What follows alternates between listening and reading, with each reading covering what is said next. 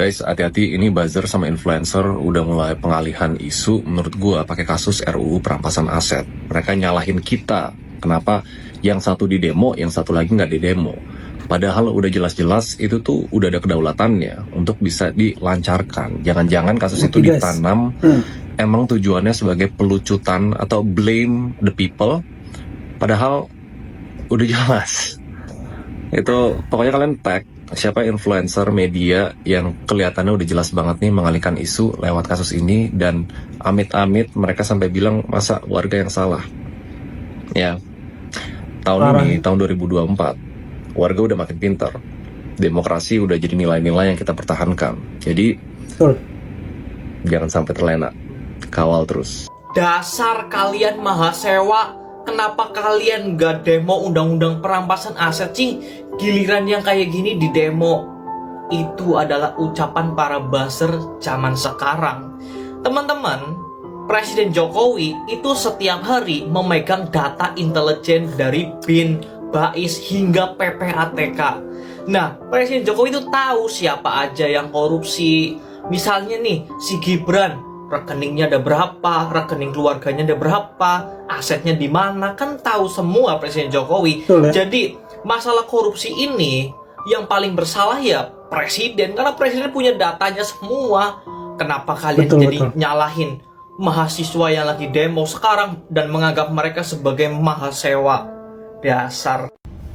Ada yang nanya atau bilang, PDIP sahkan dong undang-undang perampasan aset.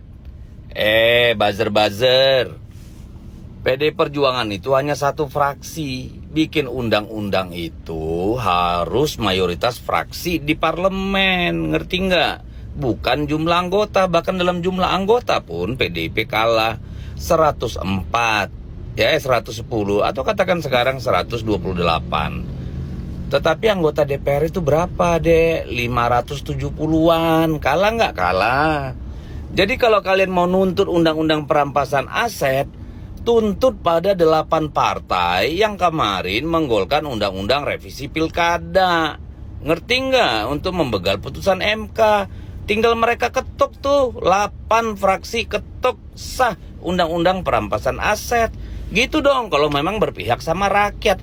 Kok malah nanya PD Perjuangan, Ketua DPR RI. Lah kemarin undang-undang pilkada untuk mengangkangi putusan MK aja, Ketua DPR RI tidak ada di tempat, mereka bisa bikin kok. Coba tuntut sono sama mereka, jangan bikin isu-isu kagak jelas. Atau minta sama Jokowi bikin perpu sebelum dia turun dari kursi presiden, kan asik. Jadi punya legacy gitu loh, bukan cuma bangunan sama jalan yang akan rontok dalam 5-10 tahun. Gitu, oke, buzzer-buzzer, paham ya? Merdeka. Ya memang ini sudah lewat ya teman-teman, karena RUU-nya juga sudah tidak jadi disahkan. Tapi memang kemarin itu RUU perampasan aset ini muncul ke permukaan ya. Bukannya kita tidak dukung ya teman-teman, memang ada gejalanya seperti dijadikan pengalihan isu gitu teman-teman. Bukan kita nggak dukung, bukan mahasiswa nggak dukung ya teman-teman. Cuman memang momentumnya itu kemarin itu karena RUU Pilkada yang coba untuk melawan putusan MK sih. Makanya tersulut, tiba-tiba muncul nih isu RUU perampasan aset. Mungkin ini bisa jadi concern berikutnya ya teman-teman, daripada masyarakat, daripada mahasiswa. Saya pikir ya ini bisa menjadi PR selanjutnya. Kita dorong DPR, kita dorong pemerintah ya teman-teman untuk mensahkan undang-undang ini. Apa sih isinya gitu ya teman-teman. Saya sendiri sih belum baca, tapi kalau ini bisa membuat jerak koruptor, saya pikir masyarakat nanti untuk next selanjutnya bisa mendorong RUU perampasan aset ini. Mantap ya teman-teman, kita lanjut mereaksi videonya. Oh jadi ini narasi yang mau dibangun, udah dapat briefing. Narasinya sama banget soalnya sama kadar PSI. Nih, sama banget. Pas perampasan aset kemana ada kok, tinggal googling. TikTok kan bisa, masa googling nggak bisa? Nih, ini juga ada bang. Sedih banget gua. Apa gua buat video tutorial googling aja kali ya? Makasih ya udah peduli sama isu korupsi, tapi gua kasih tahu presiden lu tuh nggak niat untuk memberantas korupsi. Buktinya RUU KPK aja lolos. Abang kemana bang pas kita turun tolak RUU KPK? Dulu KPK sangar banget, sekarang melempem. Ketuanya aja kena kasus pemerasan gitu. Dan sekarang nggak tahu gimana kabarnya. Coba tanyain sama yang lagi salaman. KPK nggak jadi independen, dibawa eksekutif, jadi alat politik, mainnya jadi sandra-sandraan. Gue percaya sih harusnya tuh sekarang banyak banget yang ditangkep. Cuman ya kasusnya jadi senjata aja, dikeluarin pas buat ngancem. Kalau kepentingan politiknya nggak diturutin, baru diancam, baru dikasusin. Terus yang diancem ya udah deh mengundurkan diri dari ketua partai. Nih di misi ke-8 Mulyono, pengelolaan pemerintahan yang bersih, efektif, dan terpercaya. Tapi nyatanya pecah rekor bang. Pemerintahan yang bersih katanya. RUU perampasan aset ini dimanfaatkan Jokowi untuk melanggengkan kekuasaan. Kalian jangan pernah tertipu campaign Indonesia baik-baik saja dan sahkan RUU perampasan aset. Justru ini adalah kesempatan dalam kesempitan yang dimanfaatkan Jokowi. Kalian jangan tertipu sama judulnya RUU perampasan aset, tapi coba lihat substansinya, coba lihat isinya, dan cara mainnya gimana. Pertama, Pak Jokowi selalu ngangkat pejabat yang korup, di mana pejabat ini dimanfaatkan kalau misalnya dia ketahuan, maka korupsinya akan dibongkar. Tanpa RUU perampasan aset, maka pejabat itu mungkin menolak keinginan Jokowi. Tapi dengan adanya RUU perampasan aset, mau nggak mau pejabat ini harus nurut sama Jokowi. Dengan RUU perampasan aset ini, maka kekuatan Jokowi akan semakin meningkat dan dia akan semakin berkuasa. Begitu pejabat udah nggak berguna lagi, dia akan masuk penjara dan akan digantikan dengan pejabat lain yang lebih parah korupsinya. Yang kita butuhkan adalah presiden yang bisa mengangkat pejabat baru yang bersih, bukan yang semakin korup. Dan yang paling penting adalah rakyat semakin sejahtera, bukan pejabat yang semakin naik jabatannya. Jadi RUU perampasan aset ini bisa menjadi alat buat Jokowi untuk mengintimidasi kalau tidak mau nurut apa kata Jokowi. Terus apa yang dimainkan? Nah, Jokowi pasti akan tebang pilih dan dia akan memilih pejabat mana duluan nih yang harus diancam atau diintimidasi karena dia nggak nurut. Kalau kalian sadar, Jokowi itu selalu bilang saya gigit sendiri. Baik itu lewat jalur KPK, jalur Mahkamah Agung atau Polri. Kalau kalian nggak percaya, ini buktinya Pak SEL sendiri itu diangkat oleh Jokowi. Kalian juga perlu waspada menteri-menteri yang diangkat oleh Jokowi. RUU perampasan aset itu bagus, asalkan aturan mainnya nggak dibuat oleh Jokowi. Dan yang lebih penting adalah garbage in sama dengan garbage out. Artinya kalau pemerintah bisa mengangkat dan memasukkan pejabat-pejabat yang bersih, maka proyek-proyek pemerintah juga nggak akan ada yang dikorupsi. Jangan ketipu lagi dan follow untuk lanjutan kontennya. Bilang gini, giliran RUU Pilkada peringatan darurat, cuman RUU perampasan aset lu pada diem aja. Bocah, gue kasih tau sama lu bocah. Yang pertama, lu yang gak suka sama aksi kemarin, ya, aksi kemarin, udah pasti lu procil pemuja Jokowi, ya, udah pasti banget.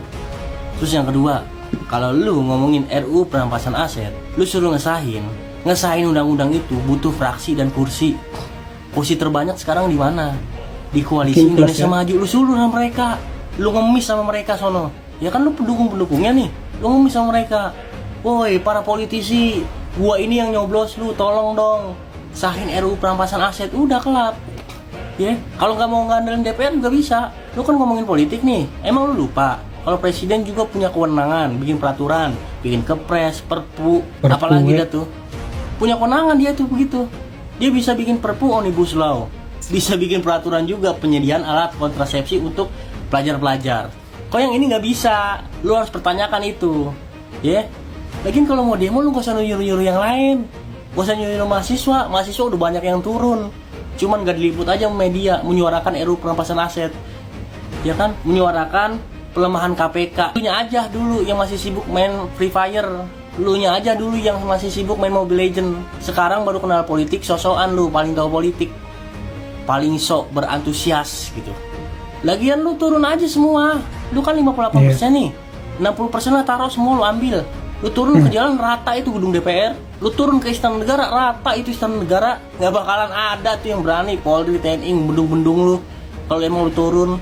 Tapi kan jadi masalah lu nggak pernah mau turun. Lu turun demo kalau junjungan lu tuh dihina, ya kan, dikritik tuh, disalah-salahin, baru lu turun demo tuh jadi antitesis mahasiswa. Itu lu. Jadi nggak usah nyuruh-nyuruh orang demo perampasan aset. Udah pernah. Lu nya aja emang puber politik. Ini tolong banget ya. Gue berasa kerja sendirian loh di TikTok. Masa iya gue harus nge-counter komentar mereka satu-satu yang template itu? Komentarnya kalau nggak bilang Jokowi is the best, Jokowi adalah presiden terbaik sepanjang sejarah Indonesia. Kalau nggak mereka akan bawa-bawa tentang undang-undang perampasan aset, kemana aja kalian? Kenapa nggak protes? Dan yang ketiga mereka pasti akan menjelaskan tentang apa itu legislatif, yudikatif, eksekutif. Template banget. Dan gue masa harus menjelaskan ulang apa itu demokrasi, apa itu political dynasty, apa itu conflict of interest. Tolong banget nih buat para kreator yang lain, yuk kerja dikit yuk, bareng yuk. Bantuin gue kayak masa gue sendirian. Kita bisa loh bahas pembahasan yang lebih substansial. Kalau mereka bilang Jokowi adalah presiden terbaik, apa alasan kalian bilang Jokowi adalah presiden terbaik? Dulu-dulu mungkin bagus ya kerjanya, first period bagus nih gue akui. Cuma sekarang mohon maaf, ini dinasti politik. Bukan cuma Jokowi doang, Bu Mega juga bu, dinasti politik. SB juga pak, dinasti politik. Jokowi cuma bedanya sekarang dia nggak ada pegangan partai politik, makanya sekarang diinvestasin ke anaknya, dimasukin PSI, dijadiin wakil presiden, mantunya jadi wali kota gitu, ponakan-ponakannya jadi komisaris. Mohon maaf, ini dinasti politik, kita nggak bisa mewajarkan yang namanya dinasti politik. Indonesia harus diisi orang-orang yang lebih inklusif dari berbagai macam background. Sepakat. Kalian harus paham, ini bukan soal menang atau kalah, bukan soal pilihan kalian, ini tentang negara kita biar bisa lebih develop, biar bisa kayak Australia nih, negara maju. Iya, betul. Malu. Advance ya. Advance. Biar Debat bisa menang advance. kalah, nggak substansial. Malu gue bawa kayak gini, masalah kayak gini ke kelas. Gue Selasa Rabu masuk kelas, pasti temen gue pada nanyain tuh, apa yang terjadi dengan Indonesia? Aduh gue malu. Gue malah jelasin, bikin malu loh Pak deh. Ya, itu ya teman-teman mengenai RUU perampasan aset ini, ternyata mahasiswa pun sudah pernah demo gitu ya teman-teman. UU KPK juga sudah pernah demo, Omnibus Law juga pernah demo. Jadi sebenarnya setiap ada undang-undang yang dirasa signifikan akan melemahkan institusi hukum, melemahkan pemberantasan korupsi, sebenarnya kalau kita lihat jejak digitalnya itu sudah pernah demo, mahasiswa sudah pernah terbeban. Nah, justru sekarang buzzer-buzzer yang melawan masyarakat ataupun mahasiswa yang sebenarnya itu tuntutannya itu nggak perlu dituntut sih. Putusan MK itu kan harusnya langsung dilaksanakan. Nah, kalau langsung dieksekusi tidak ada demo toh. Jadi sebenarnya ini hal yang sederhana. Laksanakan putusan MK lalu tidak ada demo. Kalau menurut teman-teman sendiri bagaimana? Coba tulis pendapat teman-teman di kolom komentar. Itu saja video kali ini. Terima kasih buat teman-teman yang sudah menyimak sampai selesai. Sampai jumpa di video saya selanjutnya.